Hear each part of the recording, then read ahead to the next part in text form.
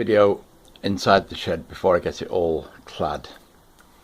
So this was a shed where you've got some pictures or videos on this YouTube channel showing how it was put together, and now what I'm doing is using 11mm oriented strand board OSB to line it, but it's framed out of 2x3, and so what I'm doing is splitting down some rockwool insulation and putting that in between the inner cladding and the outer.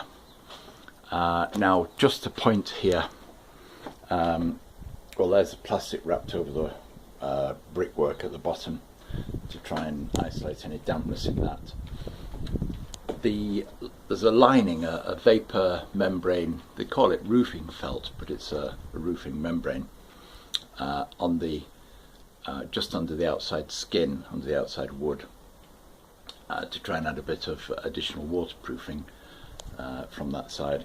But there's a wall under this, what you can see down here white, that's the garden wall that this is built onto, and so what I've done is I've just dropped some down over that wall for the time being. Anyway, it's a bit of vapour barrier between the wall. I could add some insulation now on the inside of that and insulate the wall.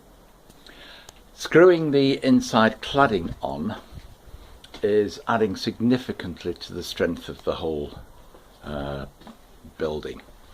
It may be that I've just got simple butt joints with maybe a single screw in, maybe in some cases 2 screws, but by the time you've screwed a panel across those joints, you're really holding those joints together. So these joints, which may not particularly have been strong in terms of pushing and pulling, are now stiffened up. It has happened that the total frame of this does lean slightly, not a lot, but those posts up there are not quite vertical. Not important in the case of this shed, but framing it up here is going to make the whole box a much more solid box, and therefore less likely to move any further, so it'll be nice and solid.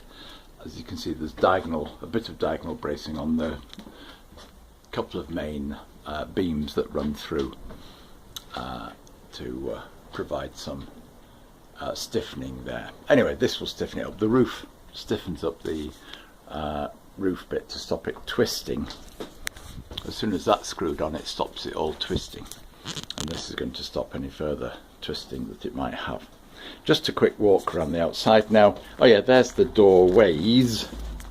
Interesting design decision I came to, and you'll see more of the doors later. We'll have a look at that.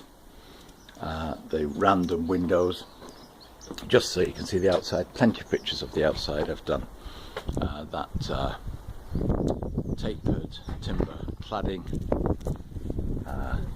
commonly used on sheds, provides adequate waterproofing on its own, but with the addition of that membrane, just in case there are any splits, knot holes, etc., it will help to keep that moisture out.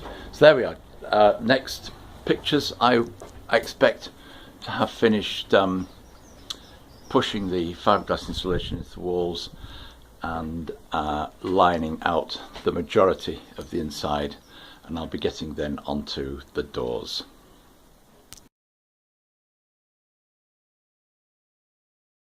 Well, getting too tired and too late to carry on with any more cladding. That was one of the most complicated pieces, being a long piece with bits cut out of it, but the cladding was coming along nicely. Some tiny bits to put in, a whole strip to put in here, which I left out until I had the door in.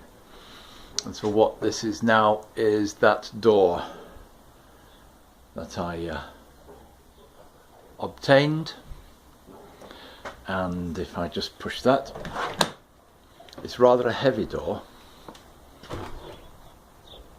but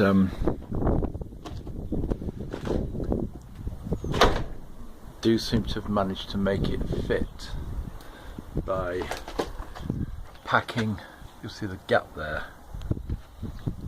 Might need a bit more packing in there, but there's a packing piece in there, some packing in there just to get the frame packed out right. So we've got some sort of door in the side there. And we'll have to see about getting some sort of door on the front, and that gives me my options for access. There we go.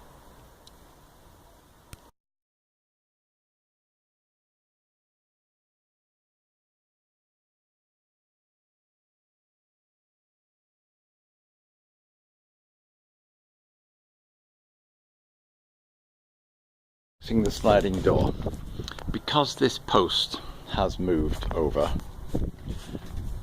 it's moved over that way. The square door doesn't quite fit into there very well, so I've had to pull apart my door,